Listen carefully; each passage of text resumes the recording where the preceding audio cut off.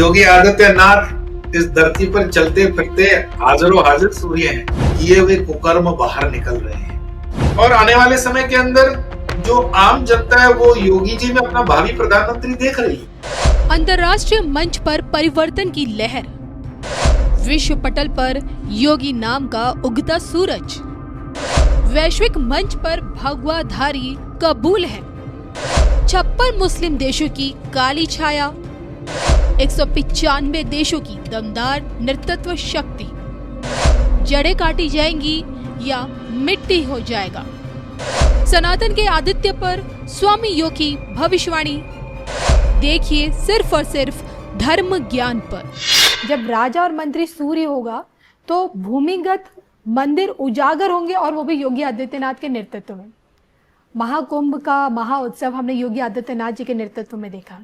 राम मंदिर का उद्घाटन योगी आदित्यनाथ जी के नेतृत्व में हमने देखा। और अब संभल और सीधा स्ट्रेट फॉरवर्ड योगी आदित्यनाथ मथुरा काशी की भी बात करते हैं। मैं जानना चाहती हूँ आखिर ये हो क्या रहा है, भविष्य में हमें अब कौन सी एक डिफरेंट तस्वीर दिखने वाली योगी आदित्यनाथ जी के चश्मे से। जैसे आपने बताया ना कि राजा भी सूर्य, मंत्री भी सूर्य है, तो आदित्य का अर्थ क्या होता है? आप तीसरा सूर्य ही भूल गए। योगी आदित्यनाथ इस धरती पर चलते फिरते हाजिरों हाजिर सूर्य हैं। बाकी दो सूर्य तो हैं ही, पर जो मेन सूर्य है जिसके माध्यम से, मैंने कहा ना, निमित्त, कुदरत हमेशा किसी को निमित्त बनाती है, वो कभी अपने ऊपर नहीं लेती है। संभल का केस हो, चाहे मथुरा हो या काशी हो, ये मंदिर ऐसे थोड़ी है कि हिंदुओं ने रातों रात बनाए और उसको जमीन के नीचे डाल दिया, फिर मट्टी हटाई, वो बाहर आ गए जी। किए हुए कुकर्म बाहर निकल रहे हैं। धर्म जो होता है ना, धर्म को आप धूल डाल करके कुछ देर तक ढक सकते, लेकिन दबा नहीं सकते। वो फिर से अंकुरित होकर बाहर आ जाता है, वो विचार बाहर आ जाता है, क्योंकि सत्य सनातन का विचार है, उसको दबा नहीं सकते।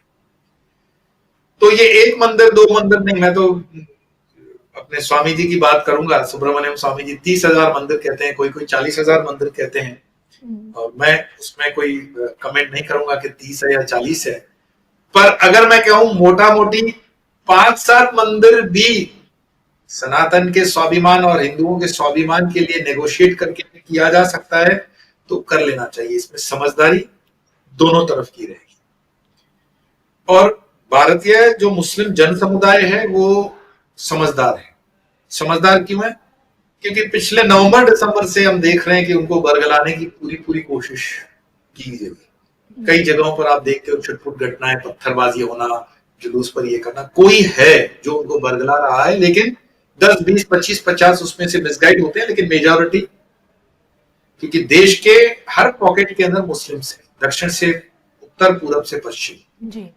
आप कितने जगहों पे ये वारदात सुनते हो कि जो यूपी के अंदर हुआ उसका रिपल्जन जो है वो दक्षिण भारत में, या दक्षिण भारत का पश्चिम में हुआ, या पश्चिम का पूरब में।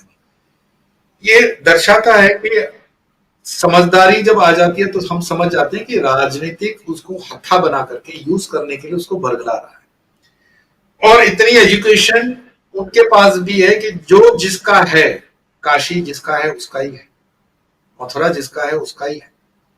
और आक्रांताओं के ऊपर पिछले दिनों एक हिंदी फिल्म छावा, मेरे ख्याल से नाम है, संभाजी महाराज के ऊपर फिल्म बनी, ऐतिहासिक तथ्यों के ऊपर बनी फिल्म। और उस फिल्म अब तक क्या था कि बॉलीवुड ने जितनी गंद फैलाई 50 सालों के अंदर, बिल्कुल बदल के चीजों को एक मतलब मुस्लिम तुष्टीकरण के लिए उन्होंने सब किया। और ऑफ कोर्स वो चलाने वाले भी, मतलब जिसको बोलते हैं ना कि उसी लॉबी के थे। अब जनमानस बदल रहा है। 2014 से हिंदू संगठित है, उसका प्रमाण मैं बता रहा हूं। बॉलीवुड का भी शुद्धिकरण हो रहा है। बॉलीवुड कुंभ में डुबकी लगाए ना लगाए, आप देख रहे हो, कश्मीर फाइल से लेकर के, फिर केरला फाइल से लेकर के, छावा से लेकर के, ऐसी कई पिक्चरें बनी जिन्होंने हिंदुओं के ऊपर हुए अत्याचार को सही मायने में दर्शाया, और लोगों ने उसको बिल्कुल सपोर्ट भी दिया। वो फिल्म 600 करोड़ 700 करोड़ की अपनी सीलिंग तक पहुंची। अक्सर ऐसा होता था, एक लॉबी थी पर्टिकुलर बॉलीवुड के अंदर जो इन चीजों को दबाने के लिए, एक नेक्सस, आज भी वो खत्म नहीं हुए, पूरी तरह से खत्म नहीं हुए। वो लोग अब बॉलीवुड से उठ करके ओटीटी कंटेंट पे आ रहे हैं।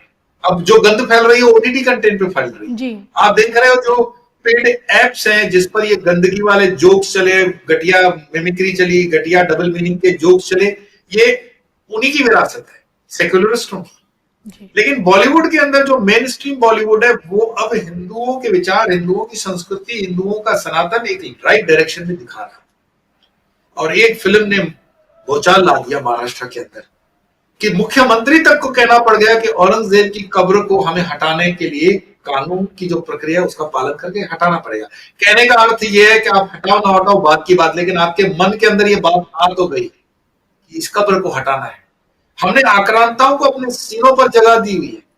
हमने बाबर के नाम पर, हुमायूं के नाम पर, अकबर के नाम पर दिल्ली में रोड सजा रखे हैं, और हमारे महाराणा प्रताप, छत्रपति शिवाजी महाराज जैसे वीर आज भी इतिहास के पन्नों में धूल चाट रहे हैं। तो जनमानस उठ रहा है और ये उठ के ही रहेगा। अगर इसको समय से दिल्ली में बैठी सरकार भी अगर चूक कर लेती है तो ये बहुत बड़ी चूक हो जाएगी, क्योंकि हम तो जनमानस के साथ रहते हैं, उठते हैं, बैठते हैं, खाते पीते, भिक्षा वही करते हैं, तो हम मानते हैं कि उनकी पीड़ा क्या है। और उसी पीड़ा में देश का कॉमन मुस्लिम है, वो भी जानता है कि उन आक्रांताओं ने जुल्म तो किया हुआ है। तुम स्वीकार करो न करो, उससे कोई बहुत बड़ा फर्क नहीं पड़ता, लेकिन अगर मौका मिलता है उसको ठीक करने का तो ठीक कर देना चाहिए। और जो भी विधि विधान हो, कानून हो, जो भी उसके पेंच हो, वो इसमें किए जा सकते हैं। तो आपने जो कहा कि सूर्य मंत्री, सूर्य राजा और योगी आदित्यनाथ, तो योगी जी स्वयं सूर्य हैं।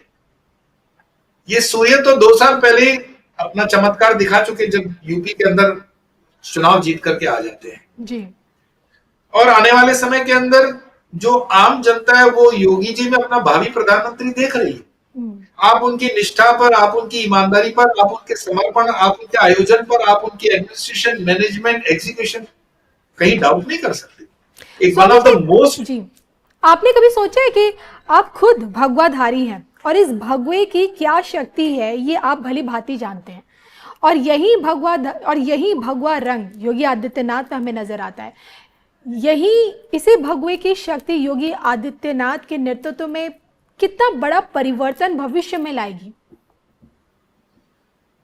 आप अगर थोड़े से 5 साल पहले के या योगी आदित्यनाथ जी के पहले जो सरकारें थी उस समय अखबार उठा करके पढ़िए, उस वक्त का क्राइम ग्राफ देखिए, उस वक्त की वसूली, उस वक्त का पुलिस महकमा, उस वक्त की लॉ एंड ऑर्डर सिचुएशन।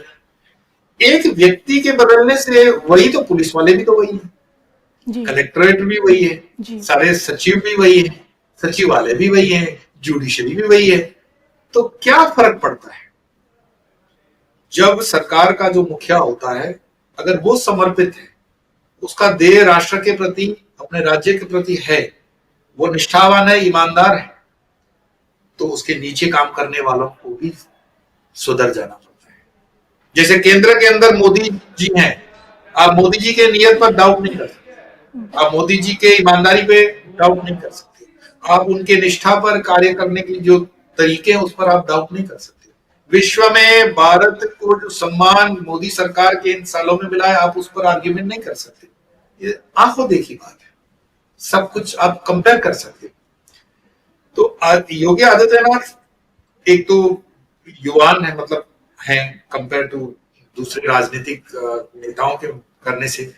दूसरा, विश्व का अगर यूपी अलग कर दे ना, 1 मिनट के लिए काल्पनिक आप अलग कर दो, तो दुनिया का 5वां कि 6वां देश बन जाएगा अपने आप। इतनी जनसंख्या है, इतने संसाधन है, 25 करोड़ से भी। तो दुनिया का 5वां 6वां देश योगी आदित्यनाथ ऑलरेडी चला रहे हैं। तो जो यूपी चला लेता है, भारत के इतिहास को अगर आप देखोगे, चाहे वो जवाहरलाल नेहरू से प्रारंभ करके अटल बिहारी तक आओगे और आज मोदी तक भी जाओगे, तो आपको यूपी से ही होकर के दिल्ली के गलियारे में सत्ता मिलती है जी। हमारे मोदी जी भी जो है वो वाराणसी से ही है, काशी से। तो यूपी इस देश का वो जगह है या वो राज्य है जो तय करता है कि इस देश का प्रधानमंत्री कौन। और जो यूपी के जड़ से जुड़े हुए लोग हैं, जमीनी नेता हैं, वो बिल्कुल कामयाब रहे। आप जितने भी नेतृत्व को याद करोगे स्टार्टिंग से लेकर के, चाहे वो चौधरी चरण सिंह हो, चाहे इंदिरा गांधी हो, चाहे नेहरू हो, चाहे अटल जी हो, चंद्रशेखर हो, ये सारे यूपी से हैं।